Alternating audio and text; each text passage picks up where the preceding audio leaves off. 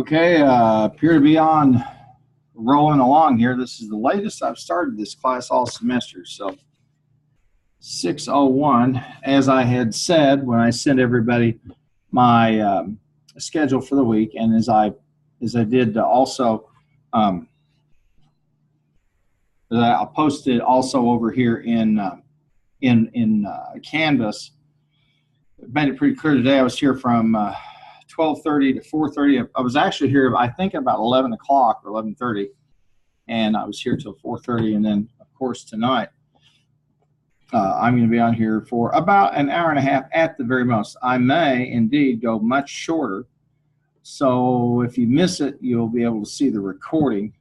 And I'm just glad that we didn't have anybody get hurt or anything like that in terms of the bad weather that we experienced. I'll be back in just a second. I need to throw a tissue away here.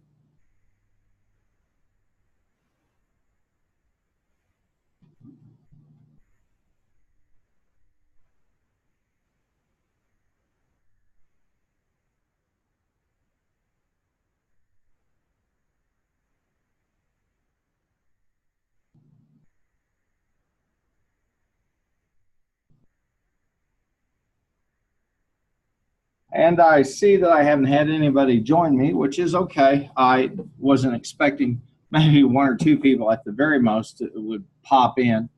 I'm going to go as long as I need to. As I said, it'd be about 7 to 7:30. Hello. Let me see who we got here. Hi, Robert. Glad to have you aboard. Can you hear me okay, Robert?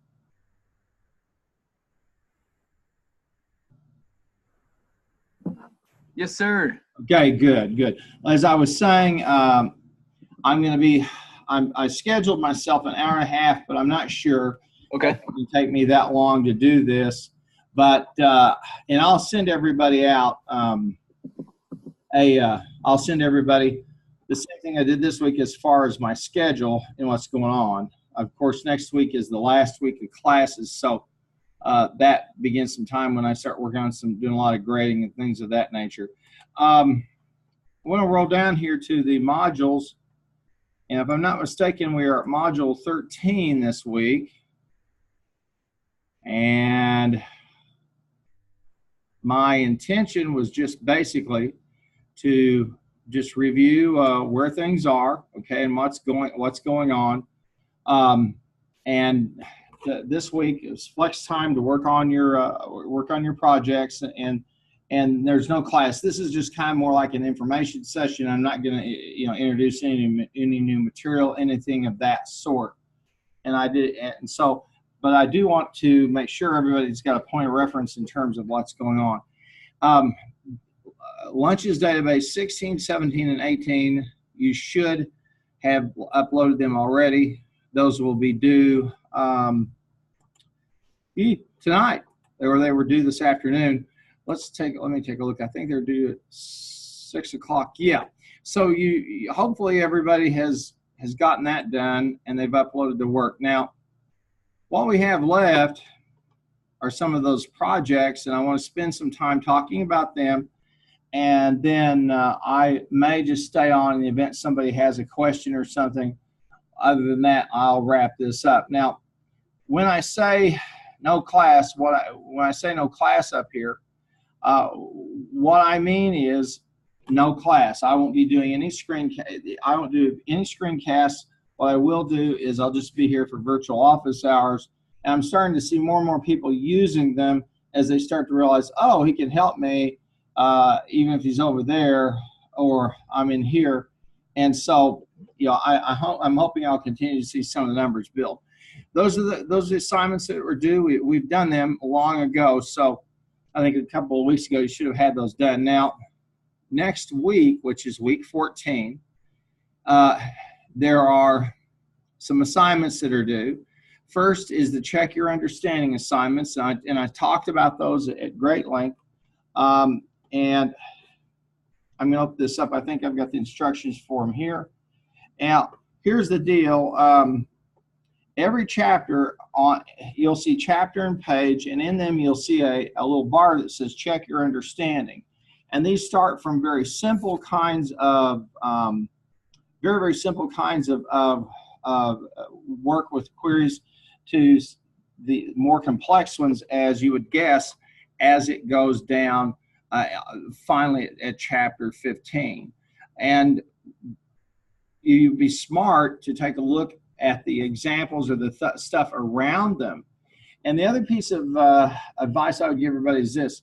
There are going to be times, say like this very first one, that it's just simply easier to use the graphic user interface. In other words, the design view, as opposed to writing the code, okay? As long as I get the results set I'm after, that's the key element. Now, and if I get the results set I'm supposed to, it's going to show up there anyway. Now, I want to eliminate any confusion. I gave everybody the option, if they wish, of uploading a fresh database, okay? But probably, and then so, and here's where I might have created some confusion, so I want to make sure I alleviate that if there is any. You don't need to create a brand new fresh database. You can use the one that we've worked on, because if you don't, let the SQL fun, if you don't, you won't have the objects, and you may not select the right objects to import into that fresh database. So use the SQL fun. I had some people say, what if I just start with a fresh one if I want to do that and import the table and any tables and any queries I need? Fine, we'll do that. My advice is use the SQL fun database. And the instructions for completing each of these are obviously there on those pages. Now, I gave everybody an alternative, and it's this one, is to do the Oracle assignment. And that's where I ask you, or I say, okay, if you want to, you can go back, and I believe it's Appendix B in the back of the Patrick text. Let me see if it's Appendix A. Yeah, it's Appendix A, and it walks you through getting your own free copy of Oracle. Now, what you'll get is kind of a baby Oracle, but if you have your own machine and you want to do this instead of writing the queries, this is an alternative assignment. Okay, I will want you to provide me documentation via screenshots that you indeed did download. You downloaded Oracle. You did some of the tasks that are in there. And the reason is that I've tried this semester to expose you to some of the market leaders in terms of databases. Now, I think we also have, we have a SAS project. And if you took a business problem analysis with me, if I'm not mistaken, I have them work with SAP, or I have them out to look at a video about SAP, so that you've seen the major products that are there. And SAS is one of those that attempts to be a database and a spreadsheet. So the bottom line is, this is a good exercise for you to do. Now, you'll notice there are sets 1, 2, and 3, okay? And I'm going to go over here to the files section in the event somebody has any questions about what to do. And I sent everybody an email also about submission, submitting your files. And I want just to give everybody a reminder. Okay, let's say I have a file that I've got to upload for an assignment, like lunches database 16, 17, or 18. I can upload as many files as I want because it's basically in draft status, all right, until the time that assignment is due. But the minute that it's due, it's locked, so you can't submit anything. Now, the other has to do with exams. All of the exams that are there, including those in the final, have a day and time when they close. They have constraints in terms of the number of times you can take them and the number of minutes. So I'm going to go back over here for a moment. Let me get the SAS up here for a second, that one. But if you go and you look, you'll see it will tell you have 40 minutes. You can do 2 attempts. When you exhaust either one of those, 2 attempts, say, or 40 minutes, it locks up, and whatever you've done is submitted. So I know there's always the temptation, because I know I would have it too, to go in and download and try to download the questions, then go back and answer them. That will probably be a futile exercise unless there's about 4 or 5 of you doing this at once, because I've got the questions scrambled for every person. The questions come one at a time. The answers are scrambled. So doing that would be kind of tough. Now, so I would really say you need to study for it just as if you were going to, if it wasn't open book, open note. And I'm hoping that some of you, I haven't looked, or a large number of you, have chunked through those exams so you don't have that pressure of trying to work on them at 8 o'clock in the morning and an hour, at 6 o'clock at night. Our final exam period, because our night class, will be from 6 till 8 o'clock, okay? And that will be the Thursday before commencement, which I believe will be Thursday the 17th. Now, let me go down here to the SAS, BISS, and here's the project instructions. And if I were you, I would download these and print them out. And I'll walk you through each step, give you some little, give you some pointers so that you can use SAS.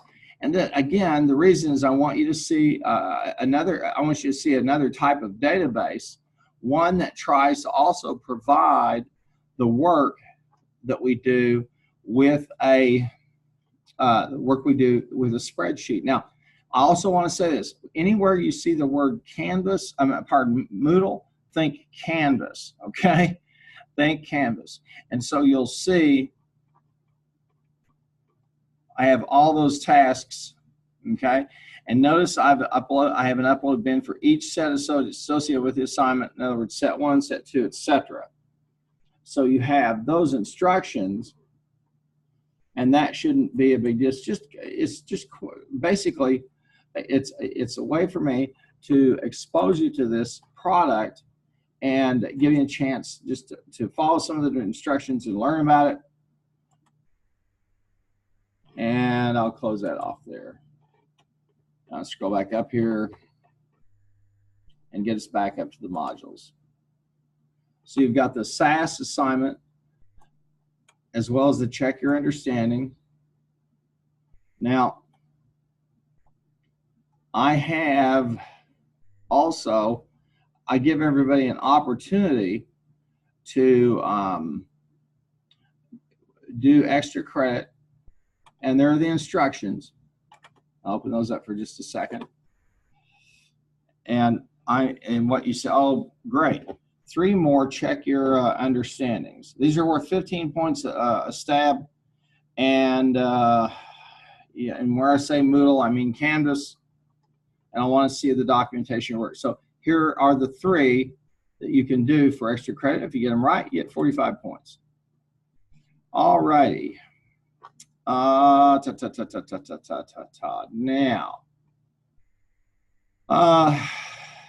and so we've got the set 1, 2, and 3, the uploads there. Now, the final exam period for this class, because it's a night class, is 6 to 8 p.m. on May 17th. Now, you're going to notice that some of your final Part A, which includes Part A, okay, is going to be due at the start of the final exam. It's due at 6 o'clock p.m. on the 17th. Please don't ask for an extension. I can't give you one because we'll be encroaching on final exam times, which are final exam times. So in a sense, then, the instructional part of the course is finished. Now, I have instructions for Part B, okay, and it also needs to be uploaded here at 6 p.m. It's due at the start of the final exam period. And then here, of course, are the 3 final exams, C, D, and E, okay, and that's pretty much it in terms of what's going on. Now, each of these are 20 points. And I'm going to look at how I have them. Okay, they're 20 points. You have 40 minutes, for example, on this one. You get 2 attempts, all right? And there's 20 items. So once you've burned up your attempts, no matter how much time is left on this exam, you're done. If you spend 40 minutes and you don't submit anything, you see, I think I've said that enough times and everybody's kind of cued into it, and I've shown you here so that you understand what's going on or what will be at stake. All right. Now, beyond this, what will happen next week, as I've said before, I'll be sending everybody my schedule, just like I did this week. And you can look for me to be over here on Monday, and then over in Oklahoma City on Tuesday and Wednesday, and then back here on Thursday. As I say always, it depends a lot on weather. And this time of year, the weather is awfully nasty, or it can turn on a dime. Like tonight, it's clear outside. It's not last night. Tornado sirens ever going off about this time at my house.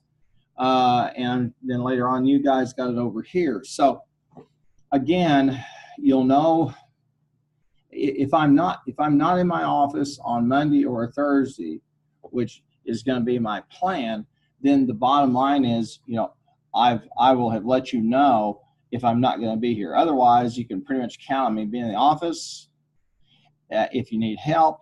And then also on Tuesday and Thursday, I've been keeping some pretty steep office hours from, I think I went from 11:30 to 5 or something like that.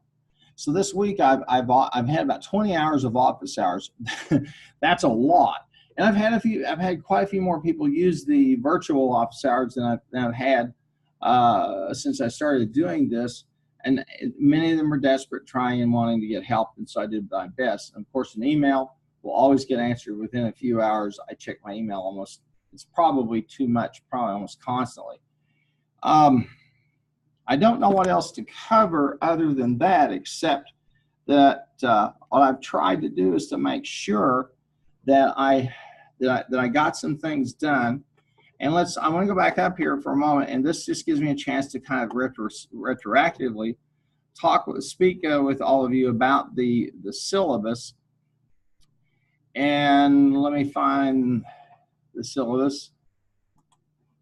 It's probably over here in the files, or I put it in the bottom. I might put it in the very bottom of all this stuff that's under the welcome area.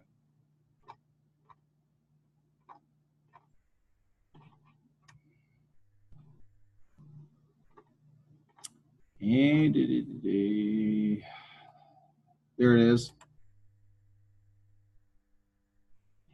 And the course objectives: understand relational database concepts and emerging applications.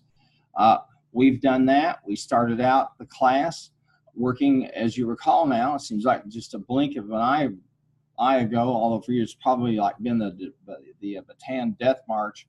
But the understand relational database concepts, that's where we talk about the analytic cube. We talk about dimensions. We talked about facts. We talked about production tables versus dimension tables. We worked with those 4 access workshops where we started to look at those concepts. And then we also used the SQL, the MS Access SQL, to work on objective number 2. We did a lot of that. And then we also talked about emerging applications. And SAS is one of those that you're going to have some direct experience with. I've given you an opportunity as an alternative if you want to do if you want to do the alternative assignment and download that other database application on your machine, etc. You're welcome to do that. And then we talked about the basics of communications and analytics. And that's a little bit more, a tad a tad bit more amorphous. And here's where I walked us through on that. We talked about importing and exporting data. We talked about presentation of data, and that spreadsheets are very good at doing that. Databases can be a clunker, and you've heard me cry and whine about the report function and access, and the report function access is not so hot. Other real commercial products are. We've also, in addition, in term of data communication, we've also talked about the kind of soft side of all of this, the notion of getting the data that you need, okay, and getting it from the right people at the right time. And you've heard my war stories, you've heard my rants about those things, and that's part of the data communication, is getting the people on board to make this right. Ultimately, when we do data administration correctly, we provide an organization with the ability to create a dashboard at a desktop level or a screen top level of the most important data they need to see on a regular basis. And we also give them the tool, the opportunities, or an application whereby, if they need to, they can go and go down and harvest data on a serendipitous basis. In other words, they just say, well, what if this or what if that? So we've done that. And the analytics part on this, we cover that. They cover that, and they certainly cover dashboards in the business intelligence text. And I've put these two concepts together for a very simple reason. The business intelligence text, shows you the desktop, i.e. the manager's perspective and what managers need. This, and then we go down inside the engine of the car, okay, and show you how it works and how you can tinker with it, or at best have a good conversation with the people in IT that you'll have to talk, that you'll need to depend upon. And IT people, good ones, are very good at listening to find out what it is that you really want or what you really need. And if you find a place you go to work, you're lucky, you'll have folks who are like that. Otherwise, you may run into those situations where you have people who don't really care, and they have a system and it works for them, and that's all that matters. So I've wanted to make sure that I kind of close the loop on this as we talked about this. Now, in addition, see, for example, in those SAS assignments, I'm going to ask you to create some visualizations or VISs, and this is a big deal. And if you took business problem analysis with me, I'm certain that you remember where I referred you back to that 1973, 45 years ago, an article by Anscombe. It was over in Statistical, I think Statistical Quarterly or American Statistician, where he said we're developing these tools to crunch numbers and to generate these large tables of result sets. But if we don't tailor that and put it into some type of graphic that humans can understand and relate to, we're going to be in trouble. And he said that our ability to produce graphics were being far outstripped by our ability to compute. And he proves that by taking 4 sets of data and computing their mean, their median, their standard deviation, i.e. their summary data. And they all had the same summary data, and then he charted them, and you see 4 different sets of data. Okay, well, how is that possible? It's simple. Data distribute themselves in space, and you can still get an average. To give you a simple example, let's say I have 2 data points, 14 and a 6.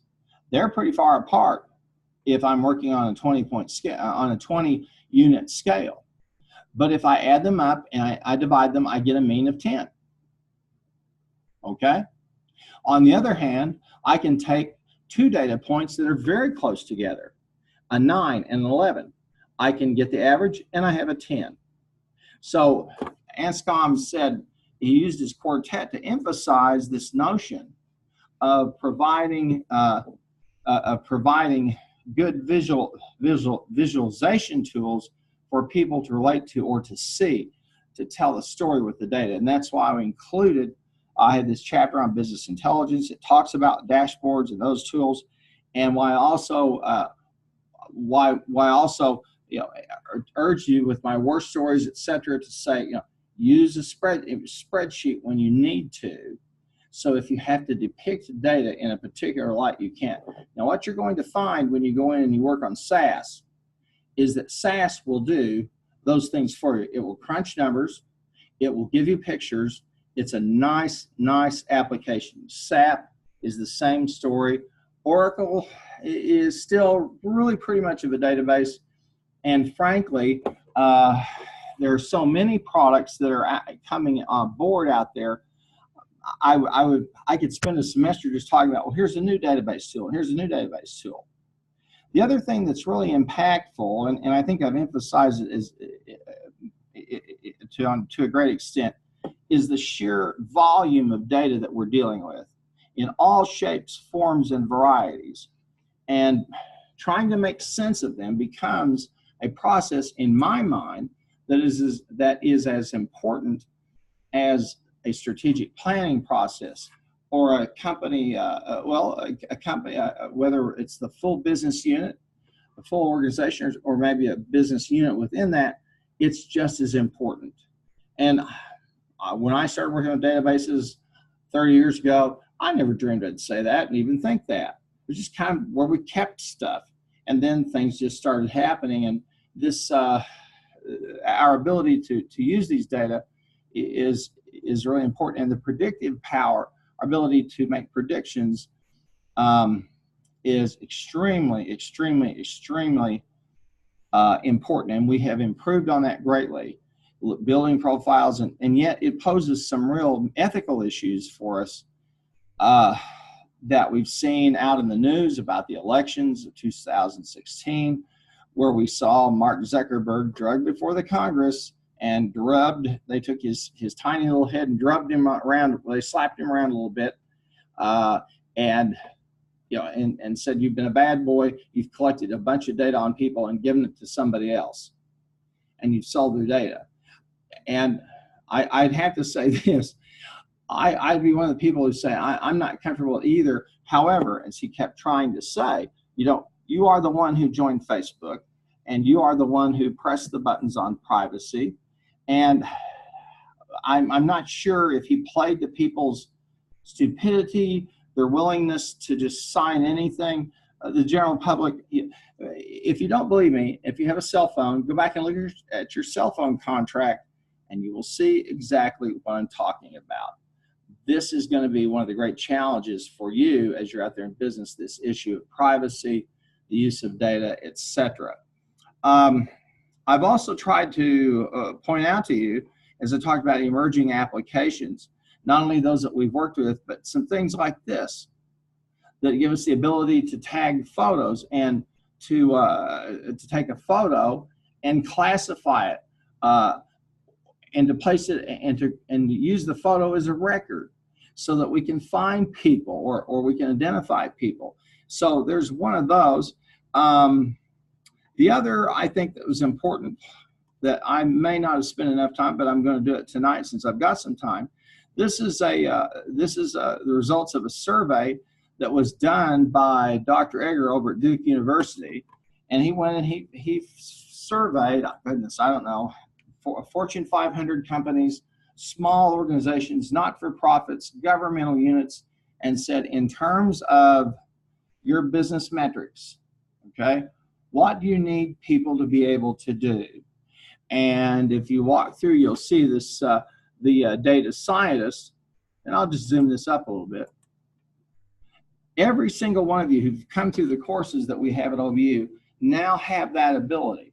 The only thing you may not have done is taken, if you haven't taken management science, you haven't worked through optimization tools.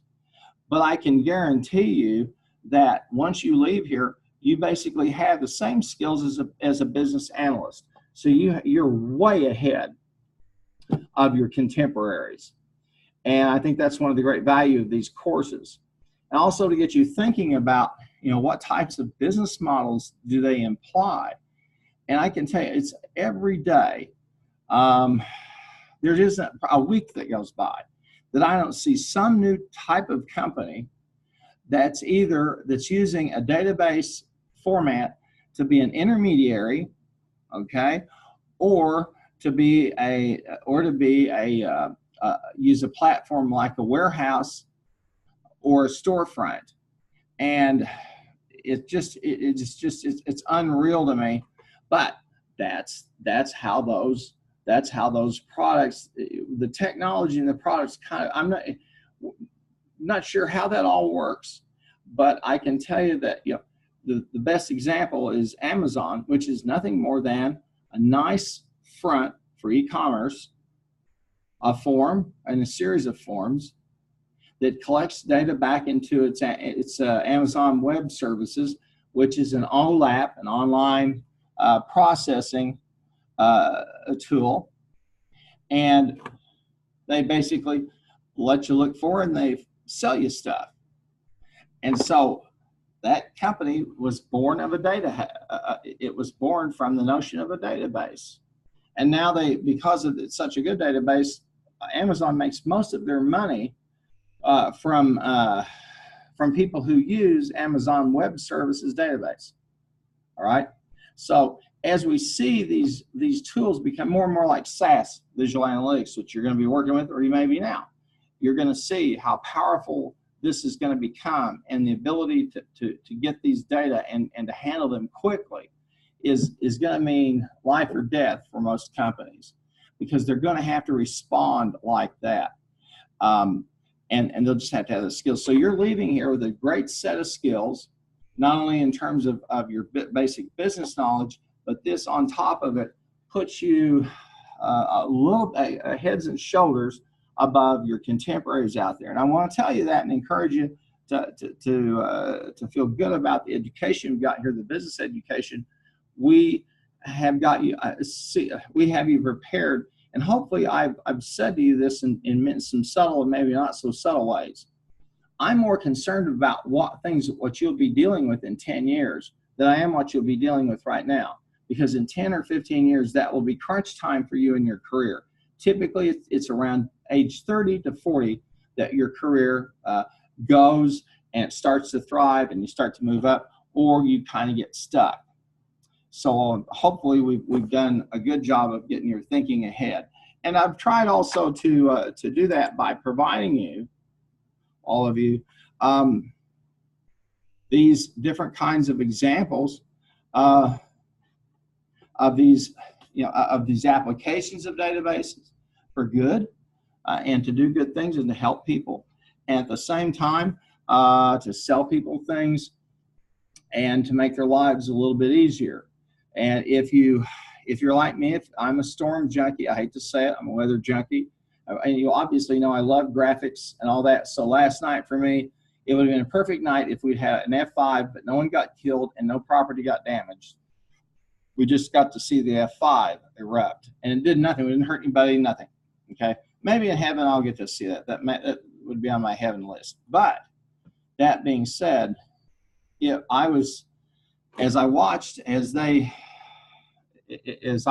those folks, those meteorologists, would literally take a database, which was data being collected about the atmosphere, etc., convert it into pixels, into what we call raster data, and then they go, here's the hook for the signature, and they go down to a certain street level. Listen, when I was your age, it just go on YouTube and look at some vintage weather forecasts, and you'll see what I'm saying. And so many lives have been saved, and it's incredible to see that technology work that well. Well, I think that pretty much would do it. And I'd say this: I'm gonna, I've gone on here for about 40 minutes, which is probably about all I need to do, and then just stay on board if someone should come by with a question. And again, there's so many of these examples that I've given you, and I provide these links, and I don't ever give you tests on them. But what I do is I say, here's something very interesting for you to go look at. Here's the 10, the 10 most amazing databases in the world. Here's the World Values Survey. What's important to people? What values do folks hold in Europe versus here, etc. Online databases. Here's one that's one of my favorites: the Association of Religion Data Archives. All kinds of portals that link you to databases and that show you the great power of what they can do. And again, then on top of all this is we're having this incredible revolution in terms of mapping and geospatial analysis. This is because of GPS, okay, the Global Positioning System, plus our ability to compute large amounts of data in the cloud, plus our ability to take them and put them into a geographic information system. And this semester, as I've come down to the end of the school year for you is kind of a closure time. For me, it's a ramp-up time in which I spend time getting ready for the fall, and I do a lot of continuing education. So for me, I'm not laying around till 2 o'clock in the summertime, then get up, scratch my head and have a drink of water and then go back to sleep. It's a pretty intense time. It is really for most faculty. So, just trying to stay on top of these tools and all these new emerging applications is just unbelievable. And in the cartography course or training course I'm taking right now, it was just amazing. We went in and we're doing a case studies. We're gonna have a series of those, and the case study involves Houston. And we're going to go in and look at their evacuation routes, okay? How the routes that are designated as the way. If you've ever lived on the coast of any city, you will see evacuation routes. And then to overlay the topographical map showing the relative height of the land there. And a lot of people don't know this, but a lot of Houston, just like New Orleans, is built below sea level. There's a significant portion of New York City that is barely above sea level. So when storms come, or like when Sandy hit up in New Jersey, it's an unmitigated disaster. So one of our case studies was to look at those routes, analyze them in terms of where the flooding was most likely to occur, and then did occur. And it just blew me away. And listen, I'm not a cartographer. I love geography, excuse me, but I'm no good at it. But I learn everything I can about it because I know that these maps are so very, very, very important to so many industries and have so many applications. So that's pretty much where I'm at here in terms of what I've tried to encourage you to do. Do I take this seriously? Absolutely. Do I think it's that important for you to know? Yes, it is. And I hope that you'll do some continuing studies as you go on out through your career. And you'll ask yourself, for example, do we have our locations where they should be? Are the routes between them where they should be? Have we located our plant or our operations in a place that's prone to flooding? Or are we in a place where there seems to be a high level of crime? Any one of a number of these things is just unreal. And again, I'm going to lie to you. I'm going to take a few minutes. I want to show you. Now, this is an online tool, and it's out there for everybody to use. I've worked on the pro version of it.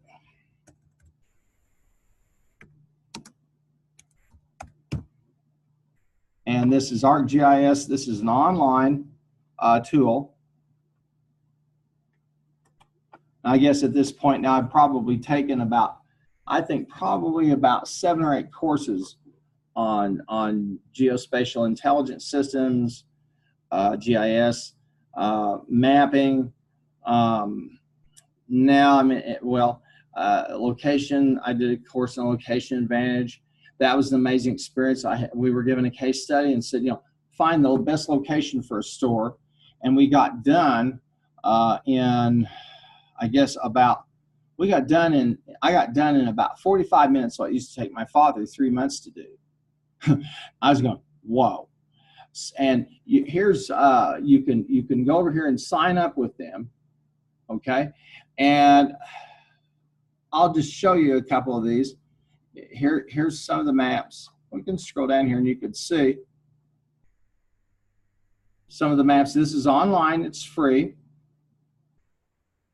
And some of the uses they have for these maps, they're downloadable. This company is just they're unreal. And you can do it, you can try it, you don't have to buy it.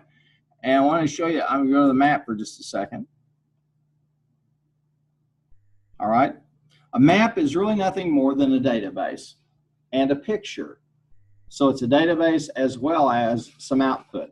And you're looking at right now here what looks like kind of a topographical map of the United States with place names, major geographic features, etc. And this is called the base map, and you can select any one of a number of these. So just like a form, I can you could say this is kind of like a form, and then I start running queries. And show me the streets, or show me this, or show me the train. This is train with labels.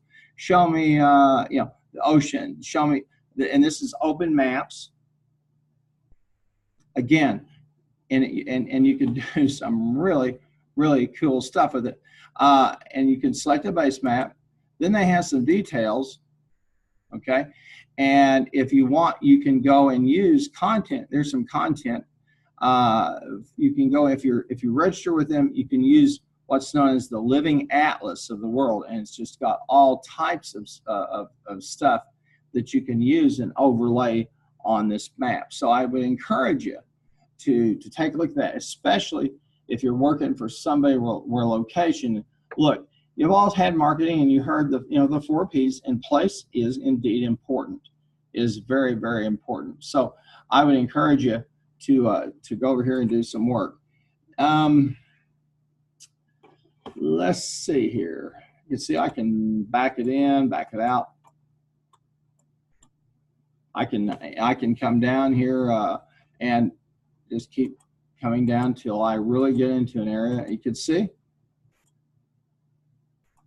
Now all we're doing right now, by my pressing this icon, I'm just focusing. I'm telescoping down. Microscoping down to East Road. You can see it. I can move my cursor, and then I can back it out, so I can get those perspectives that I need.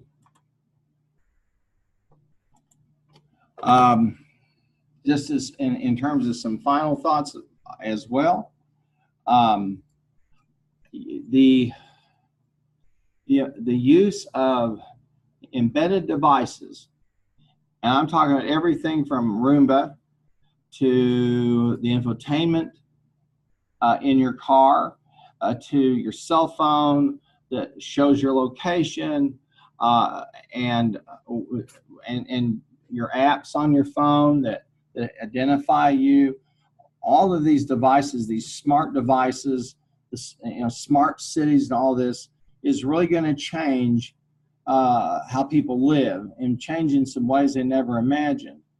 And I have to look at it like this. I think back when I use our washer and dryer, and probably you do the same thing. I don't think about the fact that I stick my stuff into wash, I do the wash settings, and I walk away, and then I'll get some kind of signal from the washer, hey, stupid, come over and put the stuff in the dryer. And then the dryer has settings, and then the dryer says, hey, stupid, come over here. The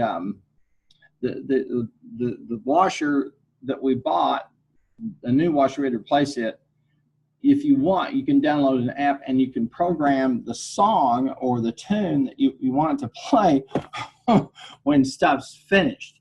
Now, in when I was your age growing up, you might have a buzzer. A high-end washer and dryer had a thing go saying letting you know it was over with. But when I was a wee little tyke, it hasn't been that long since all of you were. The washer, you just had to listen, and my mom just kind of she knew how long it was going to take stuff. The settings were very crude for the water and all that. You didn't have all this stuff permanent press, you just didn't even have any of that stuff. So that is the same kind of thing you're going to experience with refrigerators, with your phone. I saw an ad today, and you probably know people who have these little activity watches. It's an activity band, and so if you want to go running, you don't have to worry about schlepping your car keys. You just have a little band, and then you put it under a spot in the car, and the car opens up for you. And all of these things are going to change your life and change how we do business in ways that we never, ever, ever could have imagined. Some for good and some for bad. So I do appreciate that so many of you, have worked very hard, and I can see it. Now, I know that we have some thin attendance at these, and I told you that this is, you don't have to be here to be engaged in the course. You don't have to attend this screencast to be engaged in the course. And I can monitor, and I can see who is working and who isn't. The system tells me all those things. You see, it used to be I'd wonder, where's Johnny or Sue? They haven't been here. And I had to worry about, marking them off. Now I can just go in and look at the analytics in the course for every single one of you.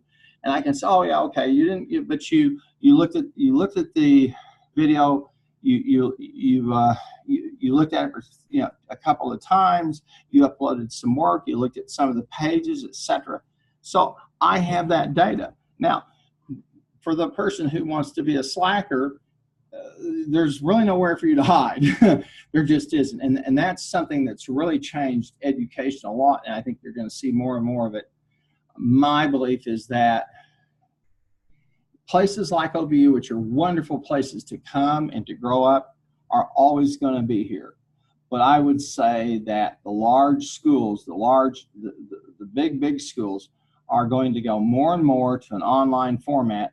And I would bet you there are probably one or two, maybe more of you, or the freshman class who'll be incoming this year, who took high school, were homeschooled, but you did it online. A lot of these homeschool associations are kind of getting into this. And when you go to work, you're going to find the same thing.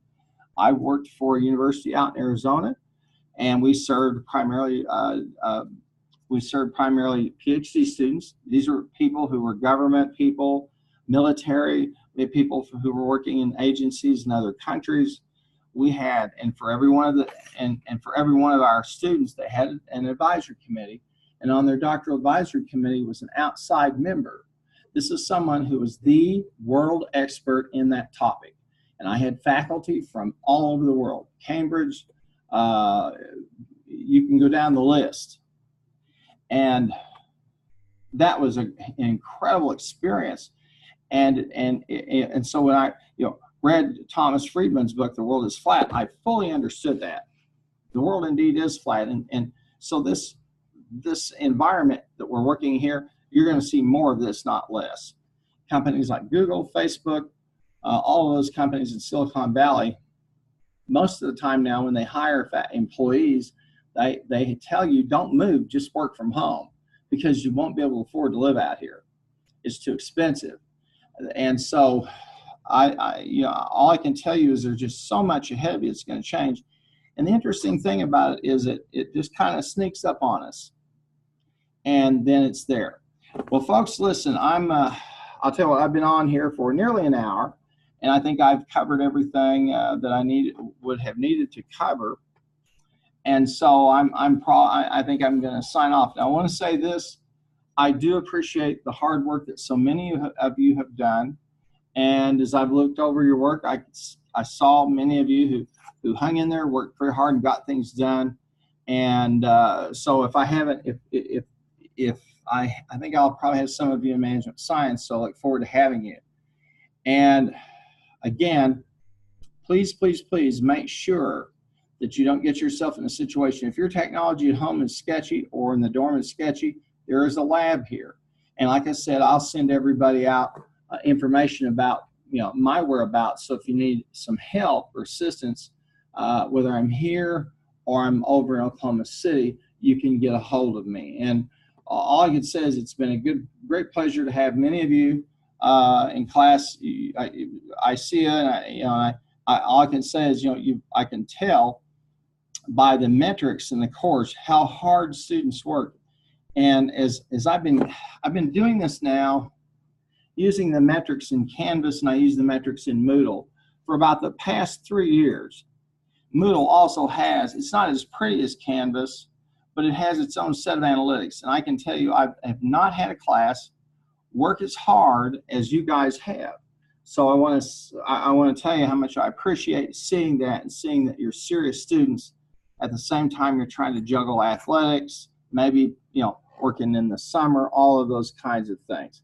Well, thank you so much. I look forward to seeing your work and seeing the work on your finals. And I hope you have a great summer.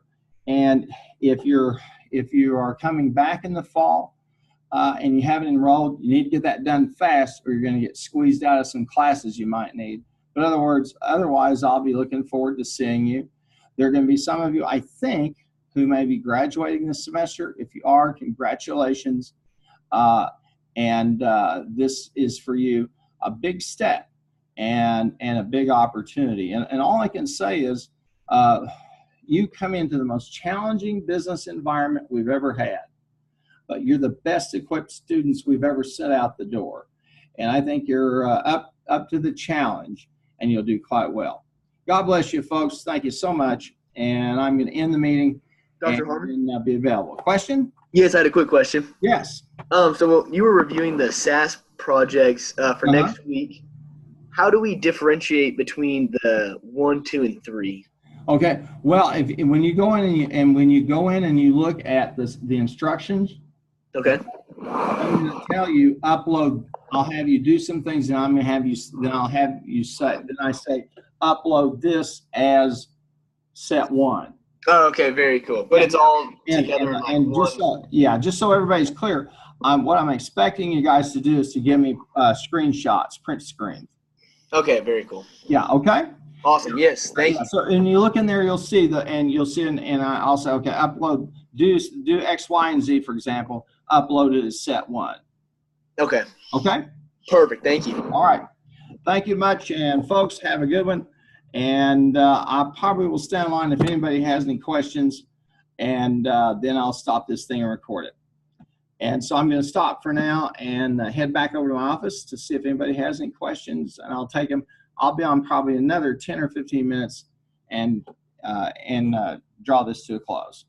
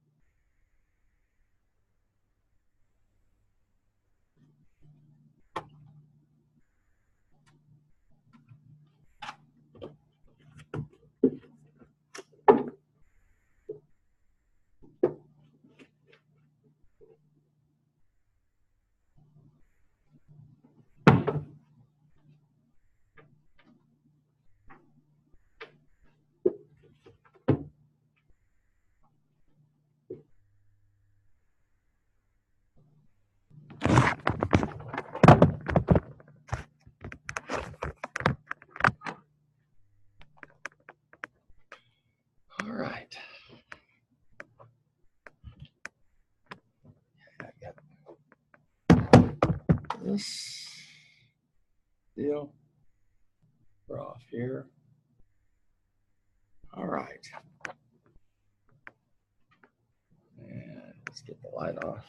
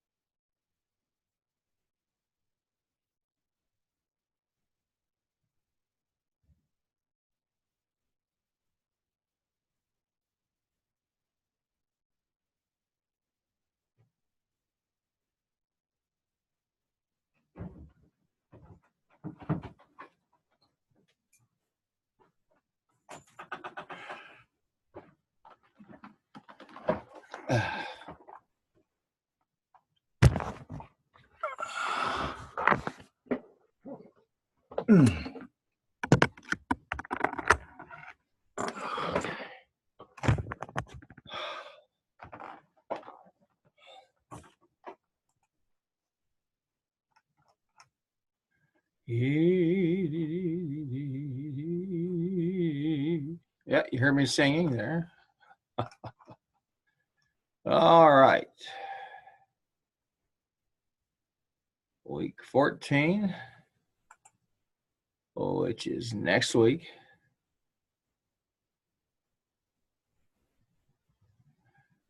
And then, of course,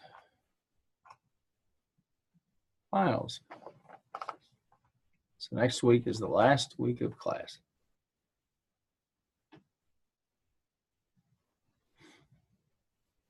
All right, well, I don't think I'm going to have any other visitors.